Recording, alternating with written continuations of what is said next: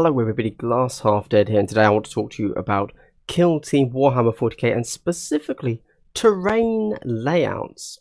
Now I've done a terrain video before I think that still has pretty good content and information within it. Certainly if you're looking to create your own first boards, it has some principles that will guide you. However, Warhammer World is running an event next weekend. This time they've given us a really cool resource, which is terrain layouts. These are the terrain layouts that they are going to be using, and they've given us 3 different boards. I just wanted to talk about this with you guys and discuss the layouts they've given us, discuss why they've done some of the things they've done, and really, honestly, genuinely, this is just the best way to make it known to everybody that these exist, and this is probably a really good guideline, and we can look at some of their decisions, and maybe that can inform the community at large how to go forwards in this. Now, with all of that said, of course, I'd like to, if you're a subscriber to my channel, I'd like to give you a big double hello. Wow, so wholesome. If you want some of that wholesomeness in the next video, like, subscribe, leave a comment right now. That sweet double pleasantry can be all yours. So, when it comes to Warhammer World, obviously, they have access to the most terrain, okay? We're not really looking at, like, is this cost effective to get into or anything like that. This is just what they've done, and yeah. So, first up is Vertigus, or Vertigus, I think Vertigus. This is still purchasable, so you can buy this, and I'm mentioning that for a reason, hold up. It's not just one set of ruins though. You're going to need to get some pipes, and as you can see, you're going to need to get a shipping container. We then have Octarius. Now, I think that we are all familiar with Octarius, but I do want to point out a few oddities with what they've done here. First things first, yes, we have 2 regular buildings, but then on the other side, there are 2 buildings that have not had the floor put in. Fine. What else have they done?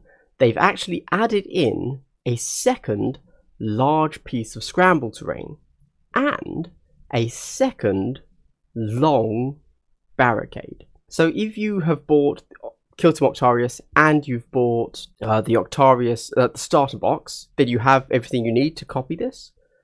But outside of that, this is oddly difficult to build. We then get Killzone Chownath. This is a real tough one because it can't be purchased anymore. So I think in reality we're not going to focus on the Chownath board too much. But so you know, let's break it down. I believe what we have here is a copy of Chownath, which gives you the 2 big buildings and the small stuff. I don't know where they got the rubble from. The 2 statues are from, I think it's called the, Sector Imperialis Basilicanum or something, or Bastion or whatever, which is no longer sold. Then you have this huge thing here, and this Adeptus Sororitas angel statue. That is the Adeptus Sororitas faction terrain. Can't remember what it's called off the top of my head right now, but yeah, that's what that is. So there you go. Beautiful kit and very clearly painted beautifully here, but literally impossible to do right now. Again, that's fine. We then have Redacted. I think it's pretty safe to say that this is going to be Nakmund, which means it's the Adeptus Mechanicus terrain they're going to drop here. We'll wait to see what they do with it. Personally, I'm not a fan of Nakmund, the Adeptus Mechanicus terrain, I mean, but fine, it's there, whatever. Now, before we continue and look at Table 1, Loot and Salvage, and just how they've laid all of this out, I'd just like to say, first off, I think this is really cool. There you go. For a long time, we've been asking, can you please give us some guidance, asking GW, can you give us some guidance? What are we supposed to be doing with terrain? Like, how is it play tested? How is the game balanced? Because terrain is such an important factor. And as far as I'm concerned, this is probably the best we're going to get. Now, we don't know if this has been worked with the designers of the game, or if this is purely the events team. I don't know the inner workings and the inner machinations of GW. I would hope because the events team obviously has access to the developers, right? The designers. I would hope they said, hey, can you look at our tables? What do you think? I didn't just go nuts.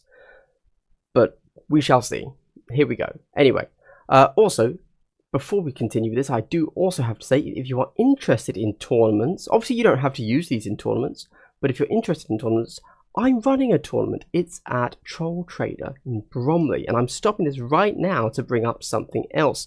If you're interested in tournaments in general, I, over in my Discord, am starting to create a Google Calendar, and it's going to be for everybody to go on and look at tournaments, because let's be honest, BCP sucks. If you're trying to find a tournament near you, the only thing you can do is BCP, and that's terrible. So I'm currently collating all of the events from people, listing them in my Discord, into a Google Calendar that I will then share with everyone so we can all see. The way the format is going to work is, unfortunately this is centered terribly for you, but it's going to be number of players. To be clear, that is potential players. Obviously this is in the future, we don't know how many tickets they're selling, right? So for example, my tournament, which is going to be in May 21st, it's 36 players. Great. UK, London, and then Bromley, because London is large. And then the only detail is there's a place you can buy tickets, and that's it. There you go. And I've got the Spanish guys have given me their details, the Polish guys likewise, the Americans, you know, I'm trying to track them down. Also, not just in-person events, also TTS. So the hope is that if you want to play a tournament anywhere, or even if you just want to find a scene local to you, you could go to this Google Calendar where all of the locations are going to be laid out, and you say, oh, there's someone that's running tournaments regularly next to me. I will go and check this out. I know that there was an event in Manchester, I think a week ago, and only like 4 tickets sold, which is crazy because Manchester is a huge city. There have to be more people there, but getting the word out, very difficult. So hopefully this can become a place for people to go and check out. If you want to add your event or find this Google Calendar, go to my Discord. There is a channel called Events. Put in your details of the event. I want number of tickets that can be sold, location, and ideally a link to a website where you can buy the tickets. And I will then put it into the Google Calendar. And hopefully, although yes, this was originally done so that I could, or one could look through the entire year and see how many tournaments are being run, just how active Kill Team is as a tournament event, but also for people to find players local to them. So go check that out, links in description, all that good stuff. Also, go and check out my tournament at Troll Trader Bromley in London, May 21st. I'm going to be streaming it, and I think that will be the first streamed game in the UK, well, tournament in the UK. Awesome. Let's go back to discussing these things. I'm not going to go through all of these because they do have all of these, and it seems that they've basically alternated missions and tables so that we have different layouts, and they are doing it for every single table that they're going to have at the upcoming event tournament that they're running, where they've got 30 different tables, which means you're having 60 players. Super cool. Everything's different, so you're having a different mission. No 2 tables are going to have the same mission, which includes a deployment and terrain layout, which is totally fine by me, to be clear. Some people are going to say, oh, well, where's the consistency, blah, blah, blah. And sure enough, if someone is the top table the entire game, because they're always first, they will always play this mission. Table 1, loot and salvage. Same mission, same terrain. That's probably an issue, but it's Warhammer World. Guys, Warhammer is doing such weird things. They do this thing so well, but then, for example, it's 60 players and it's only 3 rounds. It's kind of frustrating because it's going to be just weird data, but whatever. So anyway, when we look at this, so this is the vertical terrain on loot and salvage. Nice. First thing to notice, some of the objectives there are just basically completely in the open. That's good because you need to have a reason to encourage people to take extra barricades, right? That is something that is part of the scouting step. Very rarely do people take the extra barricade unless it's part of trying to go first or get the initiative. And it's good to have certain objectives, a certain number of objectives be open to force decisions to be made. Good. The other thing we see are, we've only got 3 vantage points on there. None of them are in deployment zones from the looks of it. You do have the Mutatorium crate up in the top right hand there. I suspect that does seem, obviously it's hard to tell, but that definitely seems to be outside of the deployment zone. But the key there is that although yes, it can be gotten to, it's not, there's no cover. So if you're there, you're getting shot. Whereas on the other side, down here bottom left, yes, this is outside of the deployment zone, but if you've got a climbing rope, you're getting up there pretty much no problem turn 1. Although, of course, if you're heavy, you won't be able to shoot. These are just some interesting things to consider when it comes to balancing factors. So here's the question to you guys.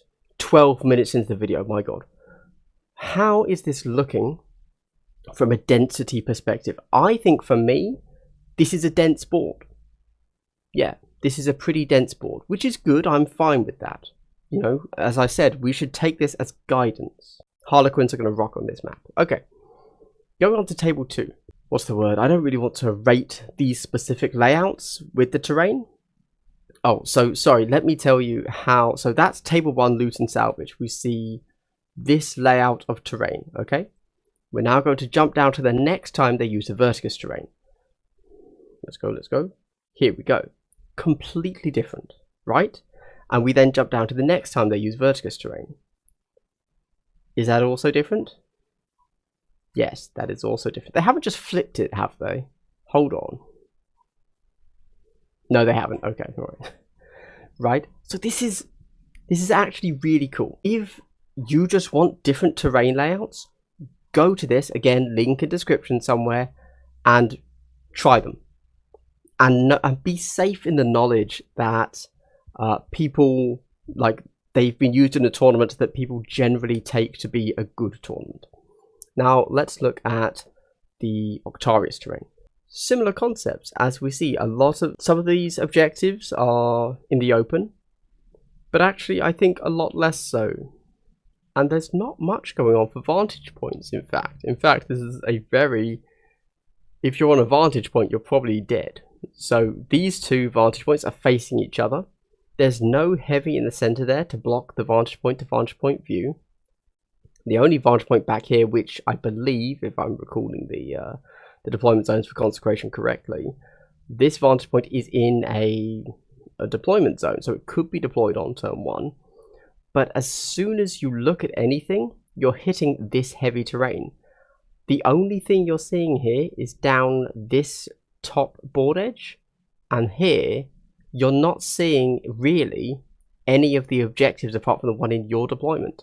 Honestly, on that map, there's no reason to deploy on a vantage point. Again, these are just interesting things to note when it comes to seeing how the tournament organizers, hopefully in league with the developers, the designers, are viewing the terrain. We then don't get to see what the new Nakman terrain will look like. We also, for some reason, don't have a Chownath board yet. Weird. Okay. We then go to Vertigus again. We then go to Octarius again. We then go to Chownath. And this is going to be the final one because I think it's very interesting to see how they've decided to do Chownath. You know what? Here's the truth. I haven't played on a Chownath board. I actually don't know how this would play. Because you have... So, I assume that they are going to be using punishing vantage points. Which, if I recall, means that you essentially don't need to have any cover, even from other vantage points, whilst you're on a punishing vantage point. What is it? Domination. So you're deploying there and there on the short board edges, I believe, which means whoever deploys this side can go straight up onto the vantage point, which means they're deploying into cover. Awesome. And actually, I think you can probably manage it on this side as well. Looks horrible. Gosh, I'm not sure. That's a scary looking map. Very open. Which is weird because it's easy to make the Chownath terrain not be very dense with all of the heavy that's in there. If they had essentially made it the other way around, so you see you have these heavy ruins on the sides and down here, and actually these statues would be perfect for this. If you just pushed the buildings out to the edges a bit more and had the statues and the walls in the center, then suddenly the vantage points would be far less dominating. But like this, that is tough. I would give the advantage here very clearly to this large piece of terrain on the left, because if you're up there, you have a clear line of sight to 2 objectives with the possibility of a third, whereas from the other 2, you don't. Okay, well anyway, look, I don't want to go over all of these with you. I just wanted to talk about them, and you know, I think that if you're looking to get some balanced terrain in your games, you could do a lot worse than any of these boards. And you now have kind of the ability to take a step back and like remove the blame of yourself. And if somebody says, oh, why are you playing on that board? You can point to this document and say, well, that's what Warhammer World is doing.